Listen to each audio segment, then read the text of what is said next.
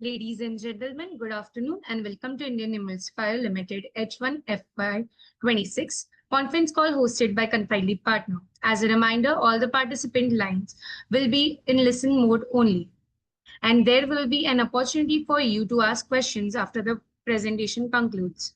Please note that this conference is being recorded. Before we begin, I would like to point out that this conference call may contain forward-looking statements about the company, which are based upon the beliefs, opinion, and expectation of the company as of the date of this call. These statements do not guarantee the future performance of the company, and it may involve risks and uncertainties that are difficult to predict. I would now like to hand over the floor to Mr. Parth from Confidely Partner. Thank you, and over to you, Parth. Thanks, Krisha. Good afternoon, ladies and gentlemen. This is Parth from Confidely Partners. We represent the Investor Relations for Indian Emulsifiers Limited. On behalf of Confidely Partners, I warmly welcome you all to H1FY26 earnings call of Indian Emulsifiers Limited. The company will be represented by Mr. Yash Tikekar, who is the Managing Director. Now I hand over the call to Mr. Yash. Thank you, and over to you, sir. Hi, good afternoon. I am Yash Tikekar, the Managing Director of Indian Emulsifiers Limited. We are pleased to report a strong performance reflecting our operational efficiency, customer focus approach, and disciplined execution across all business segments. For the first half of 26, revenue stood at 76.98 crores, marking a 55% increase over H2 FY25. Profit before tax grew by 58% to 12.39 crores, while profit after tax increased by 63% to 10.26 crores. This performance demonstrates the benefit of improved utilization, a richer product mix, steady demand across key end user industries. Our Australian subsidiary, Southern Emulsifier Solutions Pty Limited, successfully executed its first order during this period, a significant milestone that marks our entry into the high potential mining emulsifier market in Australia. The subsidiary is expected to generate approximately 75 crores in revenue over the next 36 months, strengthening our international footprint and diversifying our revenue base. In line with our long-term expansion strategy, we have further acquired additional land at Lote Parshuram MIDC to establish a new state-of-the-art facility, which will enhance our scale and operational flexibility. We have further developed a new range of polymers and phosphonates tailored for industrial water treatment industry, expanding our specialty chemical portfolio into a newer industry vertical. Our focus continues to be on operational excellence, product innovation, and strategic efficiency. Looking ahead, Indian Emulsifiers remains committed to its mission of building a high-growth, innovation-driven specialty chemical enterprise that consistently delivers value to customers and partners. Thank you.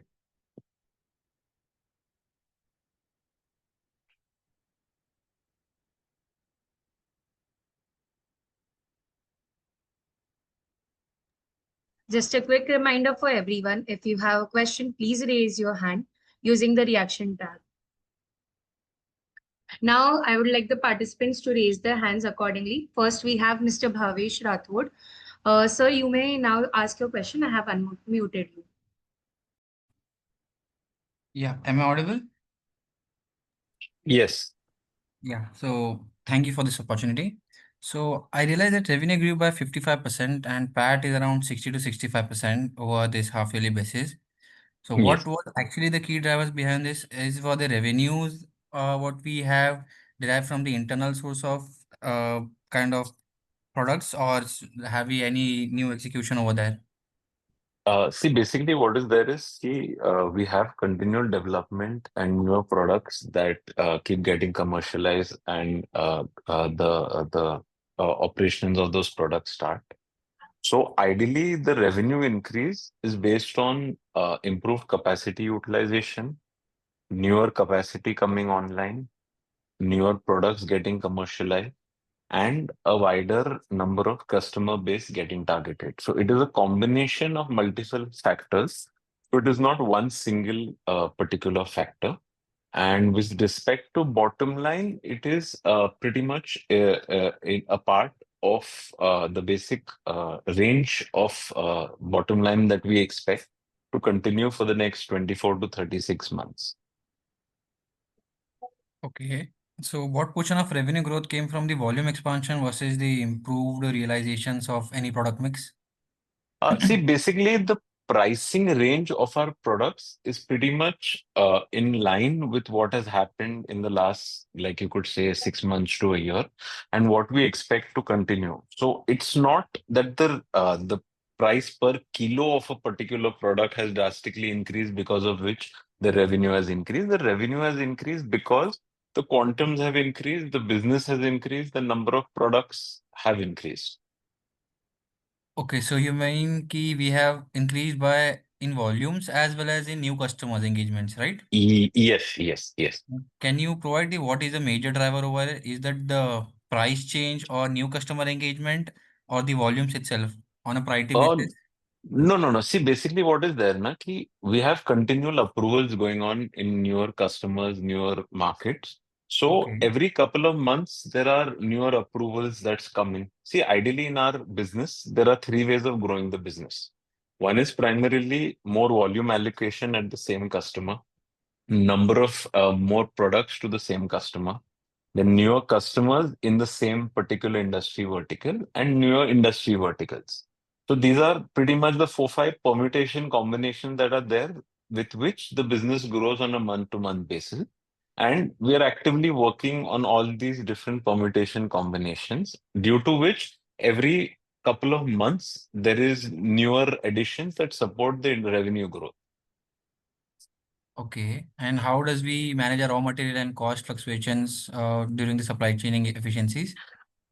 See, basically, what is there is key in terms of cost, there is pretty much symmetry with respect to a customer and us.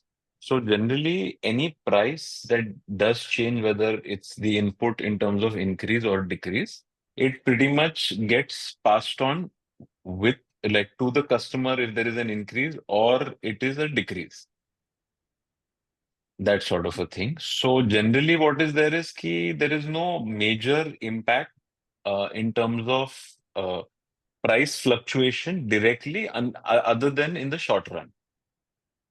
And what would be the average range of this price fluctuation?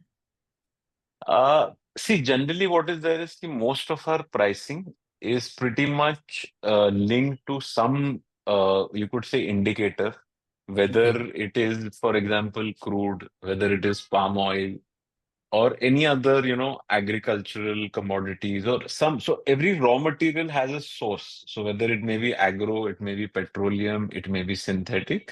So ideally, there would be key factors that drive those particular uh, price So points. to So any average out, fluctuation, yeah. So it is yeah. not any major fluctuation. Like other than COVID, if you see overall fluctuation during the course of the year, normal fluctuations would be anywhere between like single digit only changes, nothing major. Okay. Okay, I'll get back to you again. Yes, yes. Participants may also post their question in the Q&A section. Now we have Mr. Kedar. Sir, you are unmuted to ask the question. Yeah, am I audible? Yes. Yeah. Thanks for the opportunity. So I had a few questions around your rights issue that you have recently announced. Yes. So I think you, in your previous interactions, you had said that you would require debt for future expansion, or you would rely on debt. So why, to go for equity? See, ideally, what is there is we had said that we would always do any form of capital expenditure in the terms of a combination of equity and debt. So ideally, what is there is for this expansion that we are doing right now, the phase one of it, we have decided to go with an equity component. For the phase two and further expansion, we would definitely review debt. So it would always be a combination. So, for example, the land we had already procured from our internal accruals. So Hmm. there would always be combination of multiple factors as well as the other operational aspects that come in during the, working of the cash flows and that part. Okay, so phase two, the debt part you mentioned, that will be approximately how much? Like, have you No, no. decided See, on that? see, basically, right now, what is there, na, ki the thing that we're doing right now, phase one, that we're expecting about the theoretical capacity to be between 400 to 500 metric tons once the entire thing is live. So, but we will have scope for expanding it to upward of 1,000 metric tons. So that additional capacity that we would require after about, you could say, 10, 12, 14 months, that would be when we would consider the debt factor and various other uh, permutation combinations to fund that. Okay, okay, got it. And on the price of the rights issue at rupees 80, like Yes. when you announced the price was close to say 160 or so. So why announce it at such a big discount? Like usually this doesn't happen, right? Like at a 50% discount of the Uh, market price. So why? no, How was it decided? ideally the average price was in the range of 125, 30 in that particular range. I don't know the exact price bracket, but it was always in that range.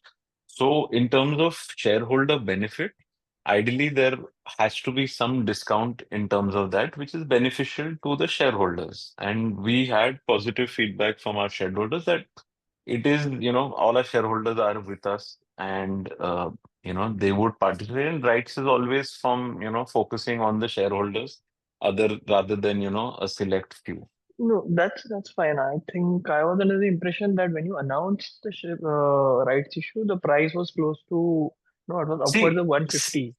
no, no. See, particularly, see, the price range that is factored in would be an average. So it won't be of a particular day or a particular week. It would be a little longer period of time that the average would Yes, have yes. been removed. So the average would definitely not be the 150, 160 mark. Okay, so you're saying the whatever the as per SEBI pricing rules, Yes, the yes, price would yes. be close to 100, 120. That's what you're saying. Yeah, basically, the entire working by the team is done as per the SEBI and the exchange guidelines. So the entire pricing of the average pricing, the RE working, and everything is as per the norms. Okay, understood. And will the promoter group be also be participating in this rights issue? Yeah, yes, yes. The promoter would be participating in the rights issue. Okay. And also, like recently you extended the date. So what was the need? I think there was quite a few days before that you had announced. What was the No, need to extend the date? No, no. See, primarily what happened is initially when we had factored the timeline for the thing, so the generally if you see the time period is up to 30 days. So initially we had done a period that was based on earlier calculations, but the factoring of the Diwali holiday and the long, basically this year if you see the Diwali holiday was very long. So primarily that factoring was not done perfectly. That's why we extended it as per the norms. Okay. Because when the issue started also, it was in the Diwali week. Yeah, but when you decided on the issue, that time Yes. you didn't consider it, basically. No, see, basically, so many holidays were not factored in to that extent. Hence, we extended it between as per the guidelines and the norm. Okay, okay, got it. And as far as the guidance is concerned, you have mentioned in your PPT around 150 to 200% growth in FY26. So that would be over FY25. So that means around 250 crore of revenue you will have to do in FY26. And in the first half, you've done around 75, 80 crores. So you're confident of meeting this target? See, basically, what is there is in the presentation, the growth that we put in is the capacity that has come online. So that capacity would position us for this particular growth, and we're definitely expecting that with that additional capacity and reaching good utilization levels by the end of this month and from next month onward, we should definitely, in terms of revenue growth, if you would factor it, would be definitely upward of 100% is what we are minimum looking at. Okay, so minimum 100% growth for FY26 revenue. Yes. Okay, and what would be the margin? Like it will be 19-20% current levels or more? Basically, what is there is the current product mix that we have. The average EBITDA margins is between about 19 to 21, 22 is the range that is there. Obviously, it varies on a month-to-month basis with slight changes on various factors, but that range we expect to continue. Okay, got it. Fine. I will come back in the queue. Thanks. Yes. Next, we have Mr. Deepak Podar. Sir, now you can introduce yourself and ask the question.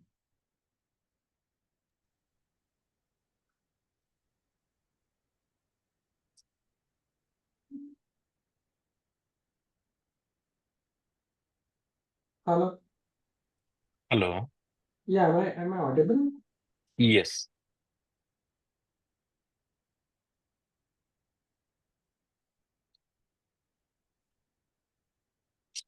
Hello. I guess there is some glitch there.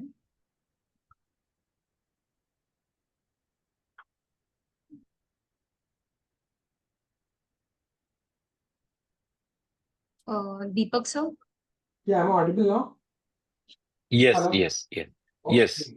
Yeah, thank you very much for this opportunity. So just first up, wanted to understand on the capacity front. I think earlier we were at 650 metric tons per month of capacity. So what would be our current capacity?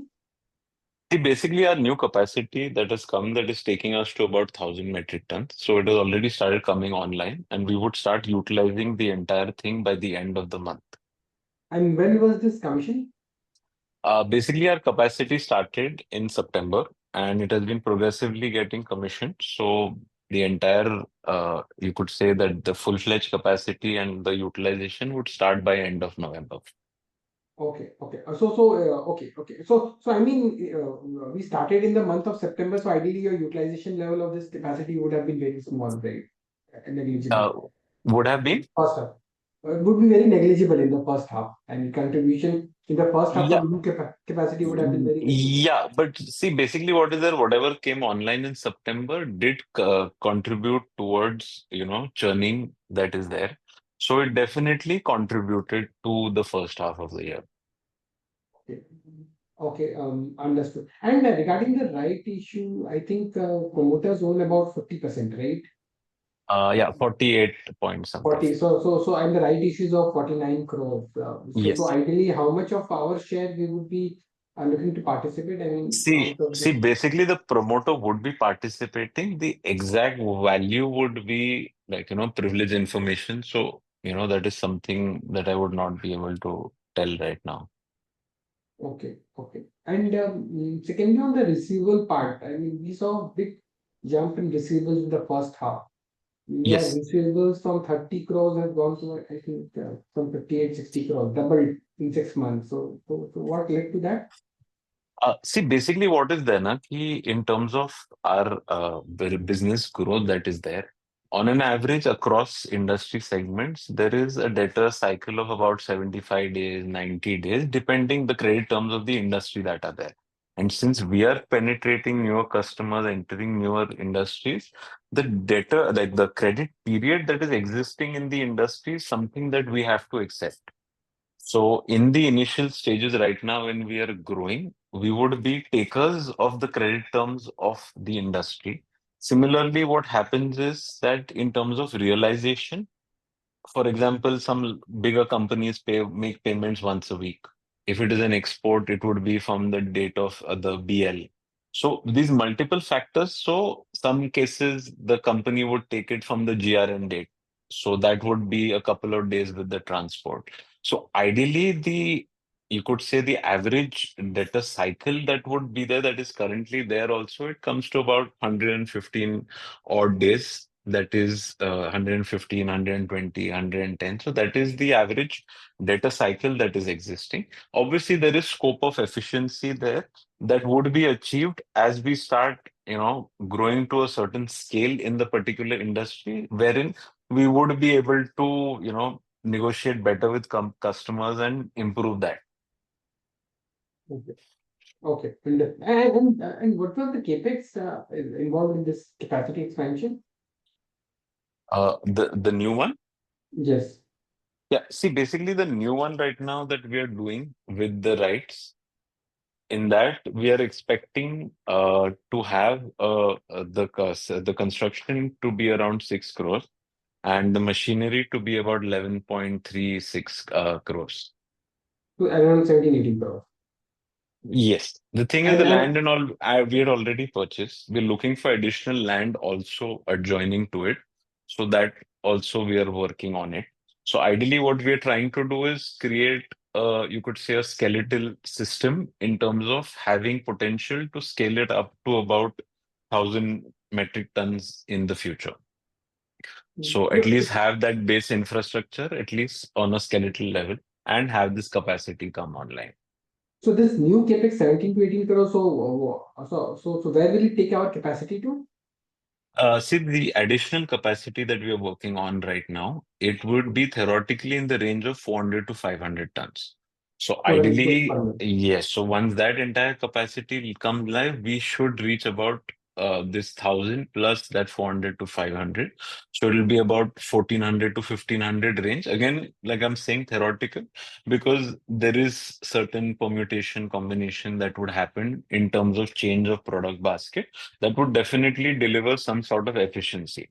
So even if you see in this first half of the year also, we have had certain better efficiency in terms of capacity utilization with certain permutation combination and capacity.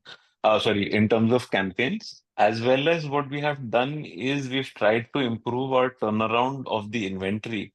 So if you see, there is an improvement, sorry, a reduction in inventory levels. So inventory days have also gone down. So primarily that has also helped with the churn in terms of better capacity utilization and efficiency. Understood. So last couple of things. This new capex will come by when? We are targeting a timeline of, say, early to middle of next year, but over the next 3 to 4 months, we would be in a better position to know the exact timeline. So ideally, closer towards February or March, we would be able to give an exact, timeline, but we are targeting to have it, some part of the capacity at least come online early next year. Understood. And what is the capex involved in this 650 to 1,000? Which capex? That 650 metric ton to 1,000 metric ton. So that expansion, what was the capex involved there? That was from the IPO proceeds that we had done. So that was approximately 21 odd crores that were there. Okay, that would be from my side. All the way.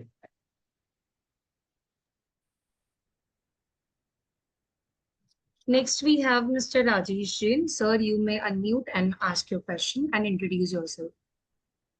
Yeah, hi. Yeah, this is Rajesh. Hi. Sir, I have a few questions. The first one is again on the receivables, where your receivables are around 45% of your last 12 month sales.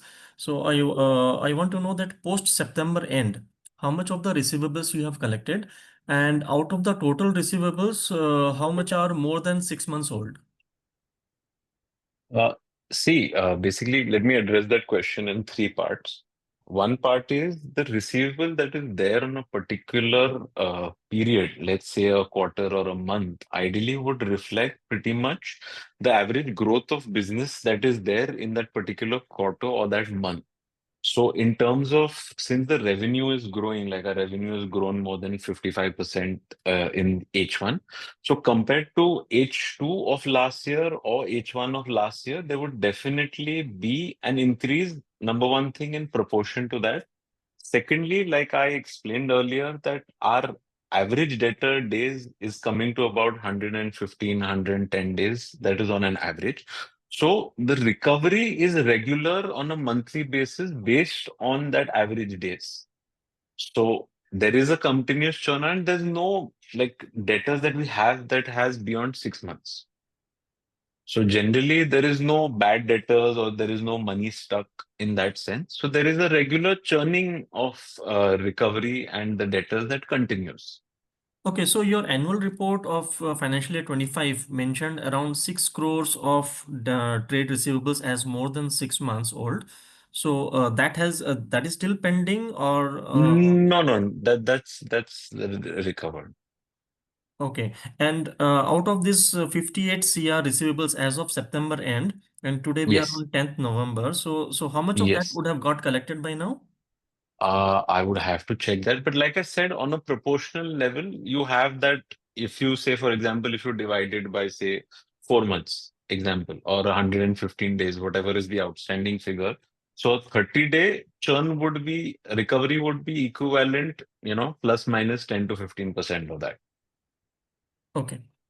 And so the next question is your tax rate is around 18-19%, right? So are you getting any exemptions? And if yes, then till when will the low tax rate last? Uh, And a what would be a steady state tax rate for next few years? No, no. Basically, it's not a exemption. What was there is, I think, in the year 2019 or 2020, there was an option in terms of for manufacturing companies for the selection of the tax bracket. I think it was around 19 or 20% that was there. So that was selected by us that time. So there was certain, I'm not sure about the tax factor, like, that's not my scope that much. But on broadly, what I'm aware of, that was once it was selected, it was to continue unless and until some new rules and regulations change. So it was not for a particular period. It was primarily selecting that particular slab for manufacturing MSME. There was some promotional thing in 2021. I don't know the exact year, but that's initially when we started our operation. Okay, so you're saying that for the near future, at least you are not, you don't Yes. see it, not continuing. Basically, it will continue for the near, Yes, for the next yes, few yes, years. yes, yes. Unless and until there is some revision in terms of, the tax brackets or structures. Okay.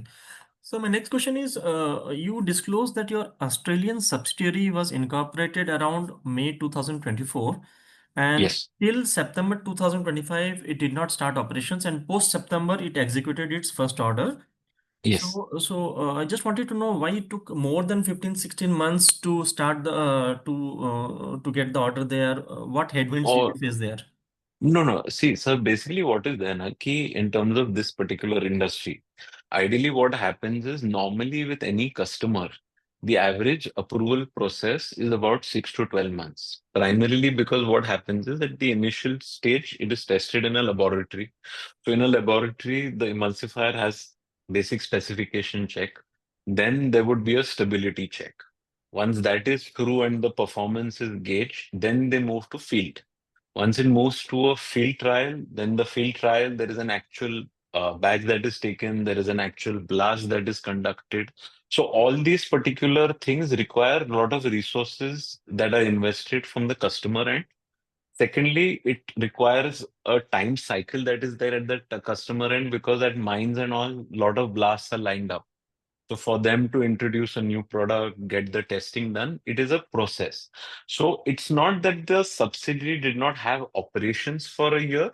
The operations were ongoing in the part of marketing and customer approvals.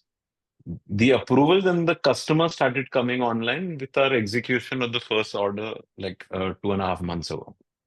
So that's when it started. So what we expected, that's why if you see the projections for our subsidiary also, we're projecting 75 crores over the next 3 years.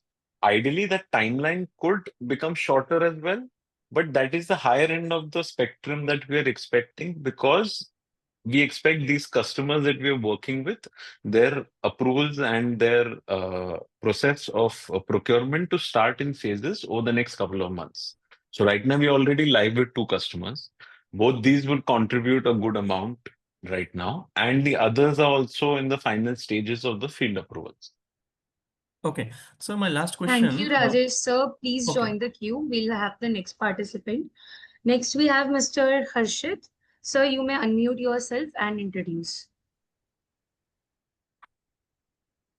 Hello, am I audible? Yes, yes. Thank you for the opportunity, sir. Sir, I just wanted to ask what kind of revenue and EBITDA are you targeting for FY 27 and 28? See, FY27, and see, EBITDA levels and bottom line levels would be, we are expecting it to be on the similar levels that are there right now. So if you take EBITDA, it would be about 19 to 21, 22% range. Similarly, for the bottom line, the similar range would be maintained.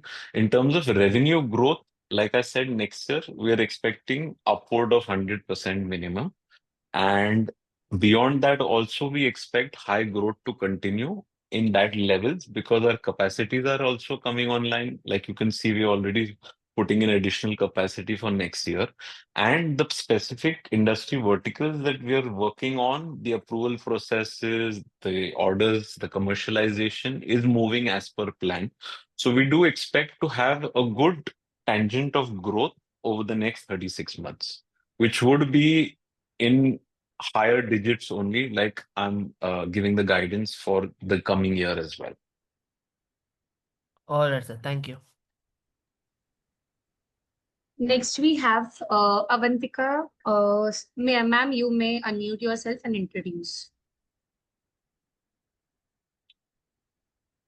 Hello. Hello. Yeah, hi, am I audible? Yes.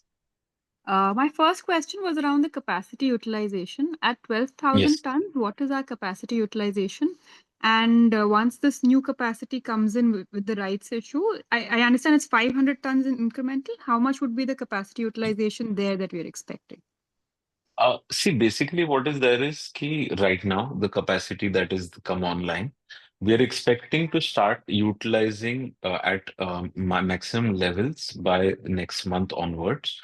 So we would definitely be in upward of 90% would be the targeted utilization, which we expect to happen.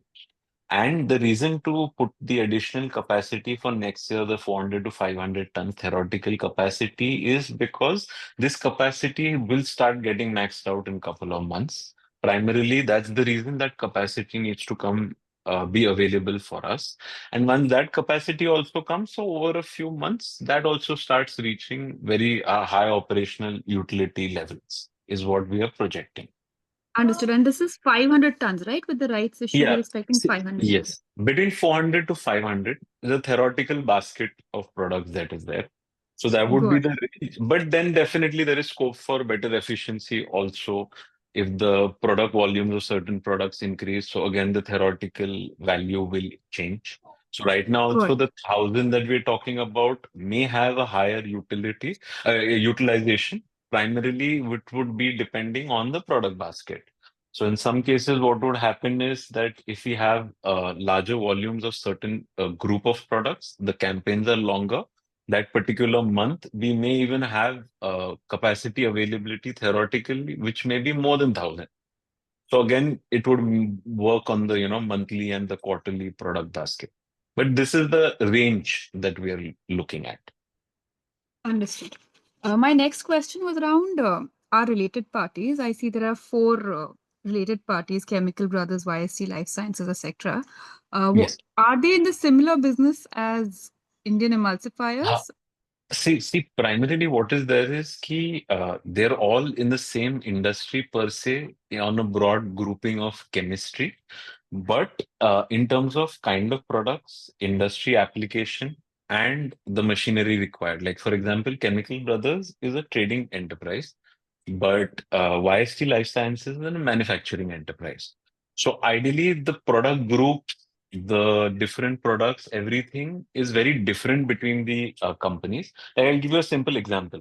For example, in YST Life Sciences, like the intercompany, you could say the transaction that is there. What happens is, like for example, YST Life Sciences produces a product called polysorbate 80, for example.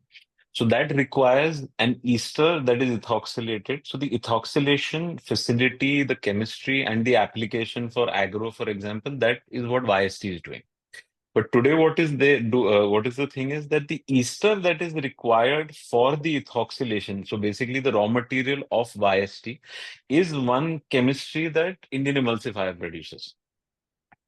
Similarly, what is there are certain formulated products wherein Indian emulsifier may require a propoxylate, for example, for a cleaning product to have foam suppression. But that is something that is not produced by Indian Emulsifier, but that is produced by YST Life Sciences. So ideally, these transactions are primarily because the chemistries are different, the product applications are different, but somewhere the kind of chemistry that is being done by one company is required as a raw material for the other to a certain extent. So if you see, the percentage of the transactions are quite less, but in terms, like if it was a big multinational, you would have different, units of all these chemistries in a big massive facility. But in our case, what is there is it is different companies, different kind of products, different industries that are there. Understood. So there's no overlapping of chemicals between these companies, between No, Indian no, no, no. emulsifiers and See these the other see companies. the chemistries, and you could say, like, I'll give an example. For example, the highest temperature of reaction that Indian emulsifier does is 230 degrees. The highest temperature YST Life Sciences does is 110 degrees. So inherently, the reactors, the heating medium, the reactions are completely stark opposite. Understood. So just to put it in a Sorry, simple go ahead. thing is, like, for example, if Indian emulsifiers make sugar, say YST is making salt. So ideally, it may find use somewhere, may overlap in terms of an industry, but ideally, both of them are inherently different in terms of you could say, the chemistry, the performance, and the overall manufacturing process. Understood. From a corporate governance perspective, wouldn't it be a good idea to have all of them under the same listed company, or is there any plan to do so in the future? See, we've not touched up upon that part right now because we focused on the company individually, but that is something that we have not, looked into as yet. Understood. And my last question was on the receivable days. You explained many of my questions with the previous participants. What is the outlook going forward, in the sense, when do we see the days come down in the future? See, in the future also, we expect, like I said, currently, at least for the next 2 to 3 years, we would be taking payment terms that are already existent in the market.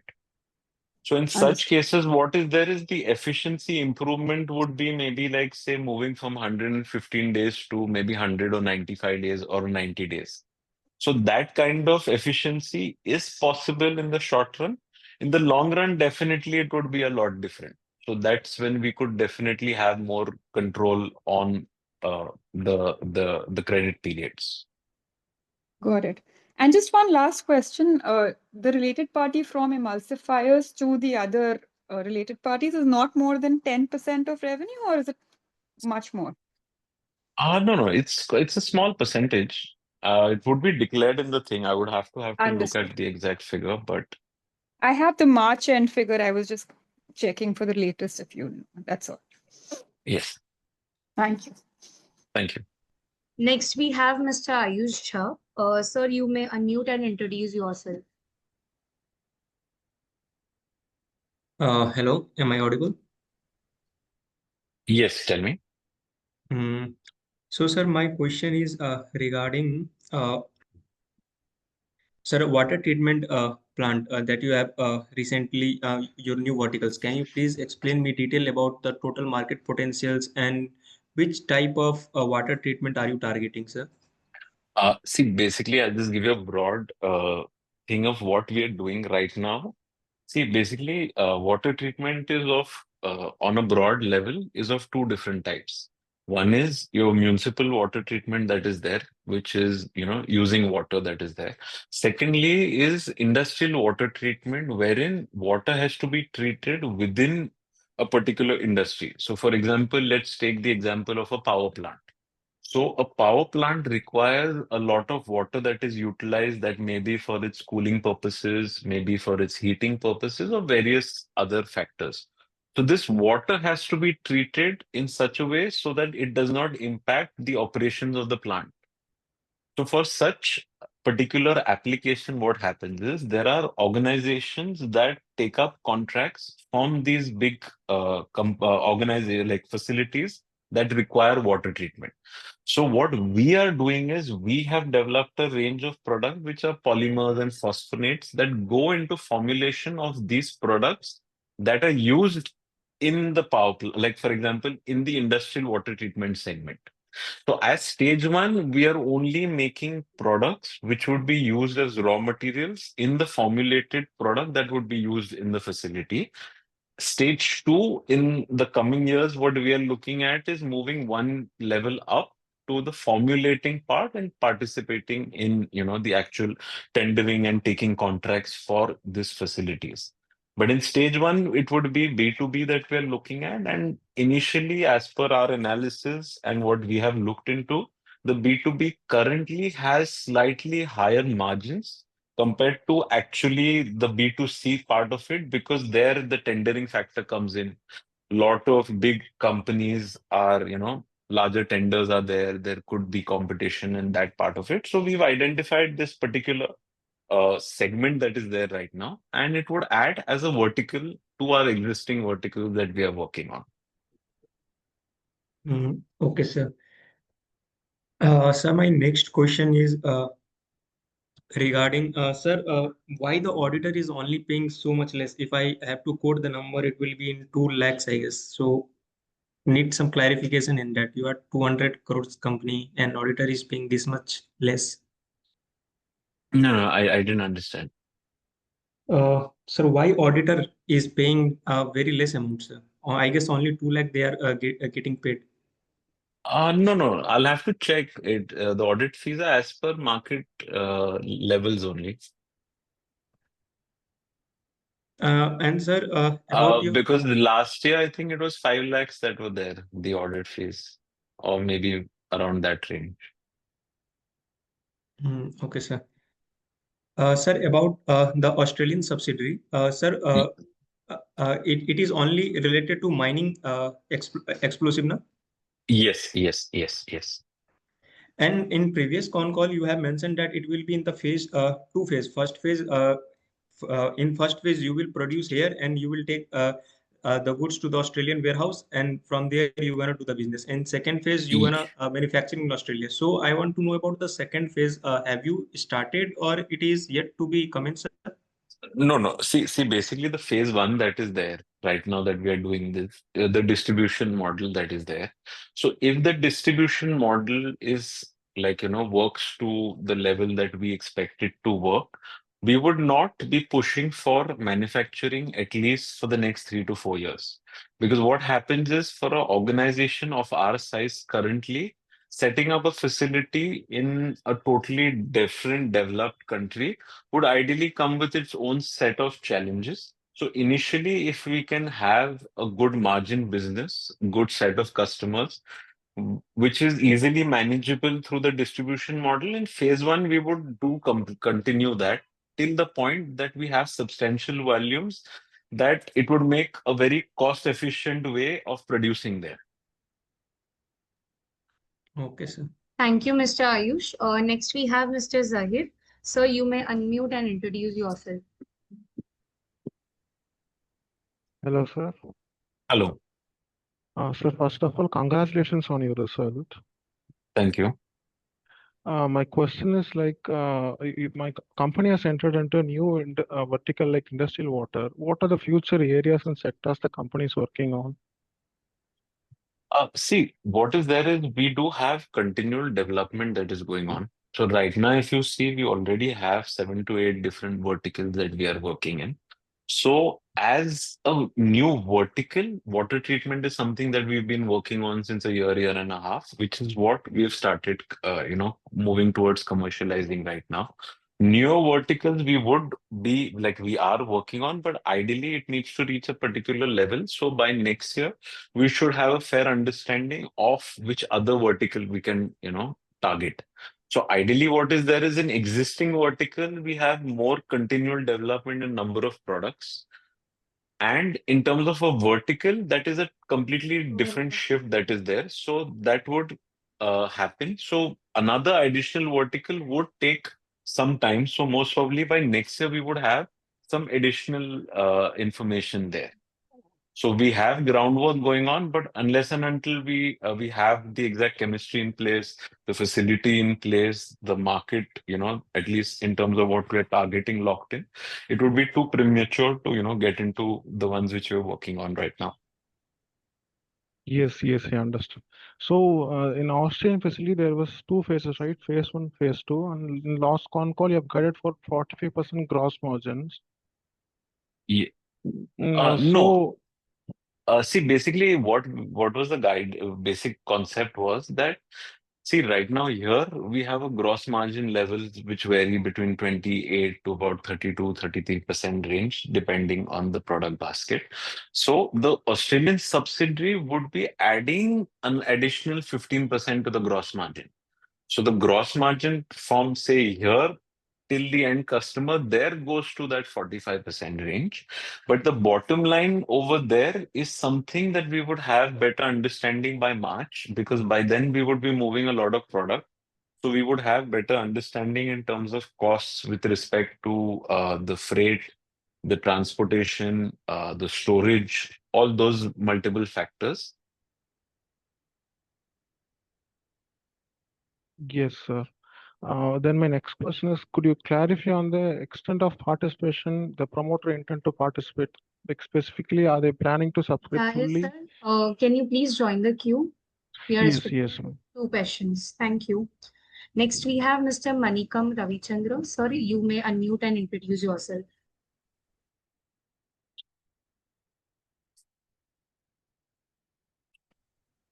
Am I audible? Yes. Okay. Good afternoon, sir. Good afternoon. My question is just to clarify on the capacity part. Yes. So in the investor presentation, we have reached 150 to 200% capacity more. To clarify, so last year we had 2,400. We reached 7,600 in May or June timeframe this year. And Yes. then 7,600 to 12,000 reached around August, September timeframe, right, sir? Yes, sir. So in that sense, it is 150 to 200% on the capacity without the capex, which is being, by rights, which will be added, which is Yes, sir. around 500 tons, Yes, means sir. 6,000 tons, metric tons per annum, right? Yes, sir. Yes, sir. So approximately maybe next year middle 18,000 metric tons, which means the capacity compared with last year maybe more than 250%. My question is precisely that we have now capacity 150% to 200%. We have already capex done, and it is capacity utilization will start from November, as you said, right, sir? Yes, sir. Yes, sir. Okay, okay. That's all. I just want to clarify the capacity now available and with the rights will materialize 6,000 metric tons per annum, maybe middle of next year. Yes, yes, sir. Yes. Thank you very much, sir, and all the very best, sir. Thank you. Next, we have Mr. Kedar. Sir, you may unmute and introduce yourself. Yeah, thanks for the opportunity again. I'm Kedar Kailani from NAN Partners. Yes. So, my another question would be like, can you give some color on the Australian company that, I mean, which company is it? Is it a big company in Australia or anything of that sort? No, see, basically, if you take the mining explosive segment in Australia, so there are about 6 to 8 companies that control majority of the entire mining explosive segment. And then you have the second rung of companies there also, again, the numbers would not be more than about 8 to 10 that contribute the remaining part of the market. So what we are focusing right now and we are working with is the A segment of companies that are there right now. And in this also, what is there is right now, we are at stage one working a lot on the eastern region companies, the sites that are there. So basically, what Okay. happens is even one company, for example, would have multiple sites across Australia.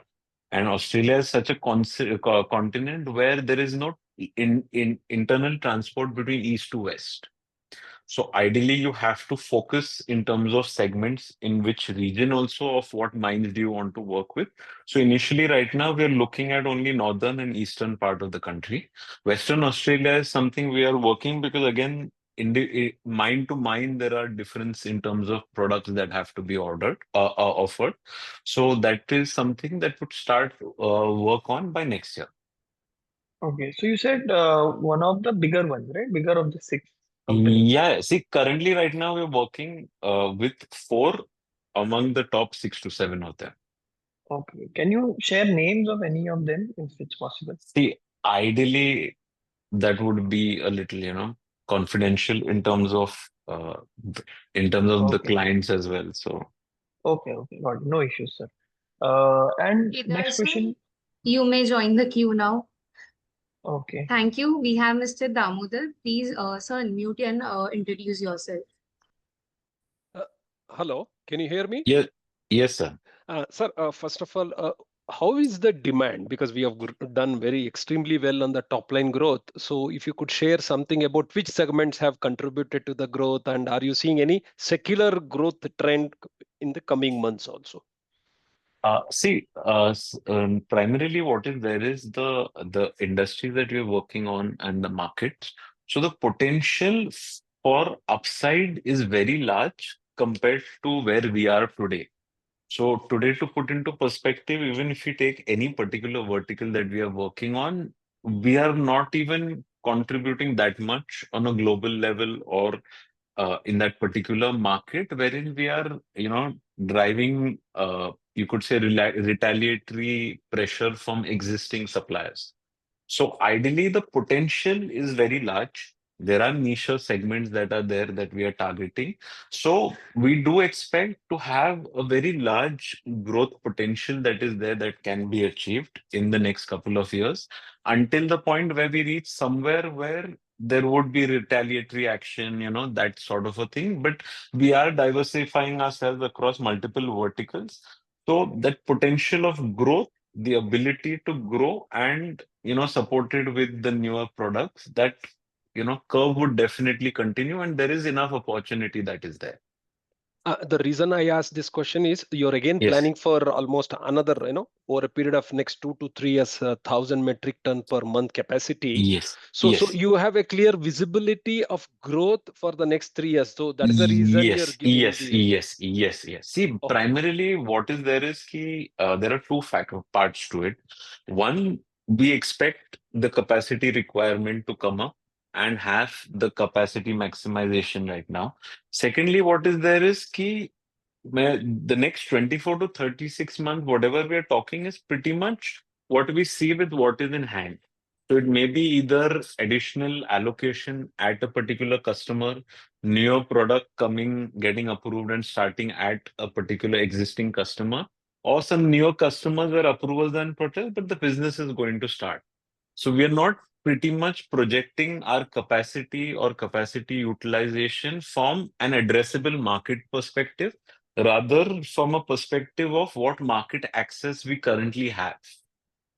Okay, fair enough.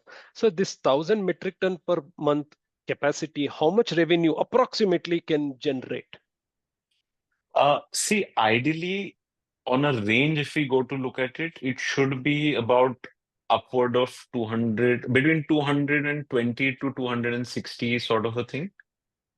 So that means, so the reason was if there is any delay in commissioning your the new capex, so that will not hamper your FY26 or and to some extent 27 growth targets. Yes, definitely. Okay, sir. Second question is about the land acquisition. Could you able to acquire the land and how big is that? Is it in Mahad or Raigad? No, it's in the Lote Parshuram, same MIDC that we are there in right now. Okay, how big is that? Right now we are close to an acre, but there is an adjacent plot also that we are acquiring. So together we would have a larger facility. How much capacity you can add there, including that the one you're looking, No. See, right now what we're putting up is close to between 400 to 500 tons, and Correct. it would have a potential to go up to 1,000 over there. With this 1 acre only. No, with the additional land as well. Okay, so that is there, so that you can always do. Yes. So there you said when you do with this phase 1 and phase 2 of almost 1,000, at each stage after the new capex is commissioned, you're giving us an idea that it may take 2 to 3 months to run at full capacity utilization, correct? Yes. See, it would be varying. See, what happens is, I'll give you an example. When we start a particular capacity coming online, we have a batch process. So it's Correct. not a continuous plant. So reactor wise start coming live. See, today what happens is if you wait for all the reactors to start, you're unnecessarily wasting time. So what Correct. you focus on is starting individual reactors coming online. So that way the capacity comes online faster and there is lesser downtime for getting the capacity live. Okay, fair enough. So this 1,000 Mr. metric ton, Damodar, madam, sir, you last may question. join. Last question, madam. 1,000 metric ton also can generate this 220 to 260 crores of turnover, correct? Yes. Okay, thank you very much, sir. And there is scope for better efficiency there also. Like I said, it would again differ on the product combination and the product basket. So if say in couple of months we have higher volumes of certain set of products, it would increase the theoretical capacity. If we have more number of products with a little similar volumes, the theoretical capacity may have a little change again. Okay, thank you very much, sir, and wish you all the best. Thank you. Next, we have Mr. Deepak. Sir, you may unmute and introduce yourself. Hi, thanks for an opportunity. This is Deepak from Sagun Capital. Yes. Sir, question is on the water treatment chemical. Can Yes. you throw some color as to how big it can be in the next, say, 3 to 5 years? And what sort of realization per kg are we looking at here? Also, some comment on the margins would be very helpful. Thanks.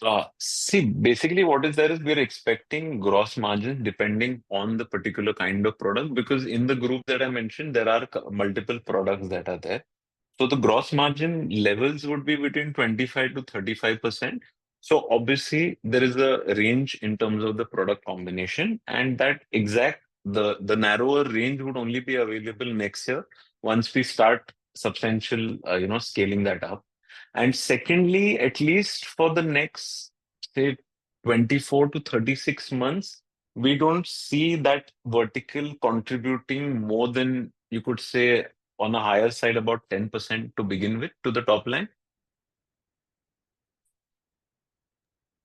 Got it. And second question, sir, are these agreements largely on a monthly basis, or there are long-term agreements for the offtake? No, see, our regular, like all the customers in the industry that we work, generally there is a price change that does happen on a monthly level. So unless and until it's a very big customer, we do not, take orders or block prices with the customer more than a month. Only in certain bigger customers, we go to a maximum of about 3 months. So ideally, it's repetitive orders, but you have a fair understanding of the customer's particular projected demand for the year, as well as the expected allocation between the 2 to 3 suppliers that the customer has. Got it. So last question would be on Thank the you, working Deepak, capital sir. You may cycle. now join the queue. Next, we have Mr. Shashank. Sir, you may unmute and introduce yourself. Hello, Yes, sir. am I audible? Yes. Yes, sir. The growth that you are saying, like 150 to 2%, is there any timeline associated with it? Like, is it for See, like, FY26 or FY27 no, you are saying? sir, like as I said, key for FY26, we're definitely looking at upward of 100% for this year. And Huh. that particular range that is there with respect to the capacity that has come online, we expect to start maximizing it by in couple of months. So ideally, if you go to see on a month-to-month basis, by early next year, we would start reaching those levels. Okay. Sir, about the new right issue that we have done, Yes. so we are planning to have some capex, right? Yes. So by when that capex will be there? like live? See, we are targeting about a 6 to 8 month period, like I said earlier, but in about 3 months' time, we should have an exact fair idea of when exactly the capacity would start coming online. Okay, and by when you will get this right issue amount? Any The issue closes next Friday. Okay, got it. The price I was not happy, sir. Actually, price was too low, right? So like I have bought around 160, 170, and I don't know how that price start to move on before these newses actually. Uh, what I realized that about like 5 to 6 days the price started to move up, and then after some time that news came. Actually, it's not with this particular company; it's happened to many company actually. And then Okay. price came around 80. It was too low actually.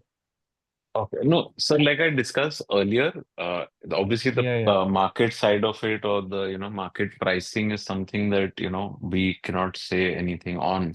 But with respect to the rights price and the working that is there for it, it is based on certain averages as per the norms prescribed by SEBI and the exchange. So our team has followed pretty much the guidelines that is there to arrive at those particular prices. Thank you, Yeah, Shashank. yeah, I heard. We have Mr. Puneet, sir. Sir, you may unmute and introduce yourself. Hi, Yash. This is Puneet from LAN Partners. We've spoken some time back. Yes. Thanks for giving the opportunity. I would agree with the previous participant on the rights issue pricing. It was disappointing for some of us. But my question was about another thing. Would you be, if investors want to do it, would you be open to conducting some plant visits at some point of time? Yeah, we can definitely do. Okay. And you mentioned your capital mix plan, the mix of debt and equity. So in the next 1 2 years, is equity again up? This dilution was fairly significant in terms of percentage dilution via the rights issue. Do you have any further dilution plans in the next couple of years? See, currently for the immediate future, we don't have anything planned right now. Like I said, we would prefer a debt component that would be there for the additional capex. So currently, that is the broad thought process that is there. And you have sanctioned lines there in place. See, currently we already have bankers that are there. So existing limits and all are ongoing only. Okay. Thank you, Mr. Puneet. Now we have Mr. Rajesh Jain. Sir, you may unmute and introduce yourself. Yeah, so hi, thanks for the follow-up. Sir, I will just bunch two questions in a single question. So, one is a very short question, that is, what is your current capacity utilization? In case I missed it, if you shared it earlier, that is one. And the second is, if I started tracking your company very recently, so it will be helpful if you can give some background about yourself in chemical industry and your business journey in short. See, I've been part of this particular segment since maybe about 12 years now. I started off with a trading company and then we moved towards manufacturing. So that would be a broad in terms of what I have been doing and what we are doing right now. And secondly, in terms of capacity utilization, like I said, we existing capacity that we had earlier, that we already reached the maximum levels. And the new capacity that has come online right now, we would start utilizing at a high utilization level by next month, is what we are expecting to do. And when I talk about utilization, is what key our facility works 24 hours. So ideally, it is working 6 days a week. Mondays is when generally the weekly off is, and so there is continual campaigns that do take place. So utilization is always high. And secondly, what is there is key the finished products that we sell. Lot of them are 1 2 stages. Some are multiple formulated products. So ideally, there is a very large number of intermediates also that we produce. So when we look at capacity utilization, it includes a large number of intermediates as well. It includes the finished products as well. So that leads us to the utilization levels, which are very large because there are a lot of products which are two stage. In some cases, an intermediate is something that is a finished product as well as another step towards another product. So, for example, I'll give you, we make phosphate esters. So, esters also we make. The ester is also a part of our finished product. And the phosphatized ester is also a part of a finished product for a particular industry. Okay. Thank you, Rajesh sir. Next, we have Mr. Zahid. Sir, you may unmute and ask your question. Thank you for the opportunity again. So the question is regarding rights issue. Could you clarify the extent of promoter participation in rights issue? Specifically, are they planning to subscribe fully to the entitlements? Sir, basically, like I explained, like promoter would be participating in the rights, but with respect to the exact level of participating, that would be privileged information. So it means if you're not subscribing fully, do promoters plan to renounce their rights to a specific investor or selling their entitlement? So that is something that is, privilege. That is something that, uh, would be material in terms of pricing. Oh, yes, sir. Thank you. Thank you, sir. Now we have Mr. Damodar. So you may unmute and ask your question. Thanks for the follow-up. Sir, it's regarding your Australian subsidiary. We heard that Australian mines are not doing well because their major market is China, where it is going through some down cycle. So the demand for the mine, metals and all have come down. So they're not doing well. Keeping that in mind, so first of all, whether that is true or not, you will have to tell us. And second, keeping that in mind, still you are confident of achieving this 75 crores in the next 3 years? So basically, what is there is the market that we are addressing in Australia right now, like individual on a customer level, we are not looking at allocation beyond 30% of their average consumption for the last 2 to 3 years. So ideally, it is a small percentage. Secondly, with respect to mines, what happens is it's a very capital intensive industry, and mining is something that unless and until a particular, it does not like the actual mining activity cannot be shut down suddenly. So it is always a continuous process. Obviously, the number of newer mines and that varies with terms with respect to like how you said there is a fluctuation in demand. But when a particular mine a company undertakes and the activity starts, it doesn't stop overnight because the cost to shut it down or to restart a mine is very large. Okay. So even during COVID, for example, mines did continue because today what happens is there would be a cycle, like the demand would go high. But again, you cannot mine what you did not mine last year. So if it is a live mine, the activity does continue to a very great extent because it suddenly does not get scaled up or down. Okay. Fine. The last question is, sir, what is the amount paid for this land which you bought at Lotte? I'll have to check on that and get back. Okay, fair. Thank you very much, sir, and wish you all the best. Thank you. So we can take a few questions from the Q&A box. Okay. First is like from Mitesh Vora, it's what is the CAGR growth expected to be maintained over the next 3 years, including the current year? Also, what is sustainable EBITDA and PAT margin? Like I explained earlier, this year we are definitely expecting upward of 100%. And for the next 2 to 3 years, we do expect to reach on similar level. And with respect to margins, like I explained, EBITDA, our range should be in the level of 19 to about 22%. And PAT margins will also be in the similar levels. And with respect to our Southern emulsifier, like I explained, the gross margin that we're expecting currently is about 15%, up and above what Indian emulsifier already makes. And the bottom line over there would be something that we would have better understanding only by March and April.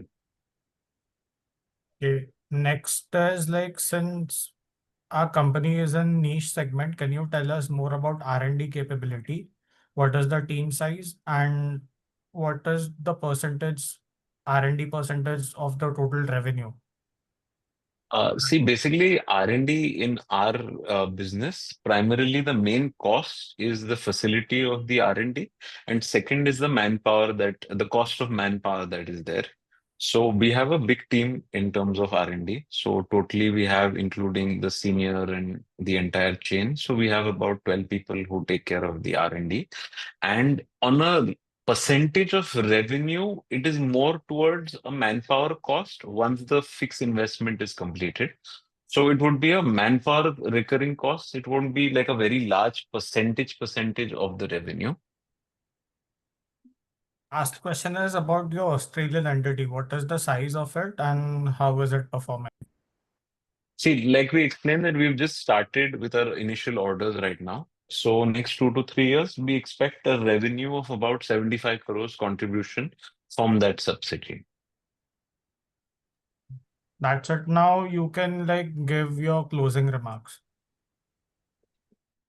So I would like to thank everyone for being part of this earnings call. And we would request that all our shareholders should continue supporting us like they've been doing and help this company grow to very large levels in the next couple of years.